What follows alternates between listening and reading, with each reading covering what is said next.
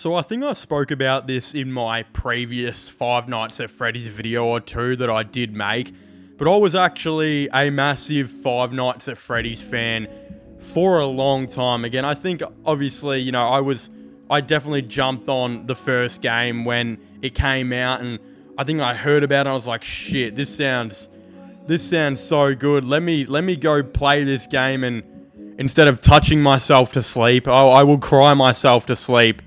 Which sometimes I do while touching myself to sleep, depending how sad the plot of the Lana Rhodes video is. But let's cry myself to sleep by playing this scary-ass game. And look, I loved it. I think I played number 1, 2, and 4. I think I would just watch number 3 on YouTube, and then, after that, I was done. One thing I always wanted, though, was a Five Nights at Freddy's movie. And when we finally got it, last year, I went to go and see it at the cinemas with a couple of my mates, and I tell you what, I actually didn't mind it. Again, I thought it was just an average movie, but it was a fun movie. There was some stuff that I really liked about it. I thought Josh Hutcherson's character was really, really good. I was very emotionally invested with what was going on with him, and I think it was very obvious from the start that that movie was going to be a success, whether it was absolutely terrible or not. But it's almost like the people who were making it didn't truly realize and expect how big the Five Nights at Freddy's genre actually was, because I think that movie was originally supposed to come out not only in cinemas but on streaming at the same time, which would have been the worst fucking mistake ever.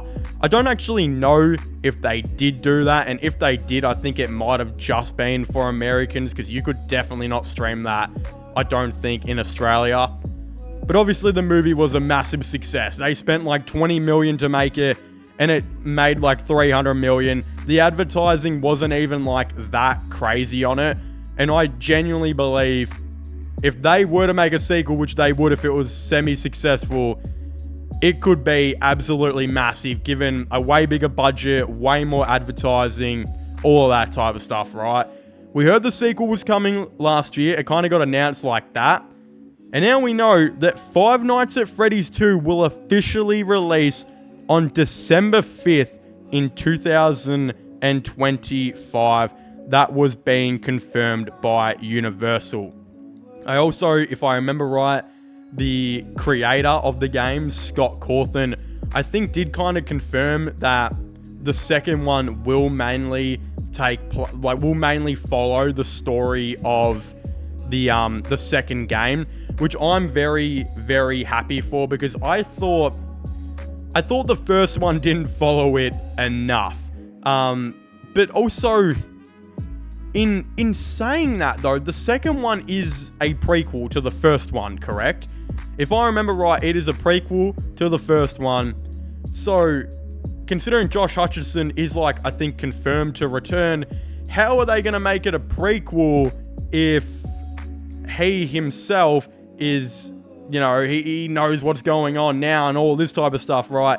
It doesn't really make sense story-wise how it can be a prequel, I don't think, unless my math is just not mathing. The only way I think it's going to follow the game is if it's just a similar setting with the animatronics are all different. We got that fucking cupcake. I think there was a puppet or something in the second one, which was really crazy. You had to wind the thing down, the clock down or something every now and then, or the puppet would come and touch you without consent, I think is what kind of the go was with that, if I remember right.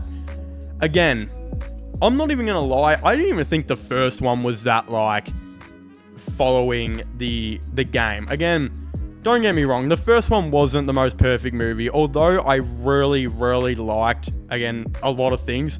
The character arc of Josh Hutcherson's character was amazing. The tie-in with his sister, which was kind of like a daughter relationship, him struggling to find a job, him being lonely, having no girlfriend, obviously no social life, all this type of stuff, is something that I think a lot of us can relate to. Again, I don't have a girlfriend. I have never had a girlfriend, really. Or any relationships I've ever had have been massive fucking failures. And it's always usually a similar line of, you are an absolutely great, amazing guy, but you basically look like shit. Is essentially what my relationships always look. And look, I don't blame him. I look like the fucking backside of Shaquille O'Neal. That's just facts, minus the black. Maybe who's a white dude? Like fucking Jeff Ross. I kind of look like his asshole. Look, I don't actually know if I look that bad, but you guys get where I'm going with, right? Josh Hutcherson's character was a really relatable, great character, and I was really excited that we actually got to see a character like that rather than a Mary Sue, main female protagonist who has no depth to her whatsoever, which seems to be a lot of the movie characters nowadays. Shout out Rey from Star Wars. Your character fucking sucks, but I'm hoping they can make it better in the next one. The thing is, the villain was really cool. He was awesome, Shaggy or whatever. The costumes and sets and all that type of stuff was really awesome. But then there was some silly parts of the movie, like I think the little girl having like a play date with all the animatronics, and they built like a big fort or something like that, if I remember right. I think also another cool part was it like confirmed that the spirit, they were like kid spirits and all that, I think, which was really awesome. I think that was like a theory about the games for a long time. I don't remember if it ever got confirmed. It definitely got confirmed in this movie though.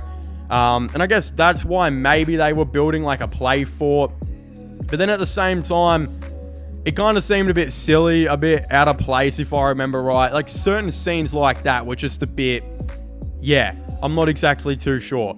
There was also the fact that if I was to do a Five Nights at Freddy's movie, yes, I might have the first 10 minutes start in his house or something like that. But personally, I would have had the rest of the movie completely taken place in Freddy Fazbear's Pizzeria, right? Again, some people might genuinely argue and say that, no, you cannot do that. It would be too boring. No one wants to watch a movie set in the one place, right?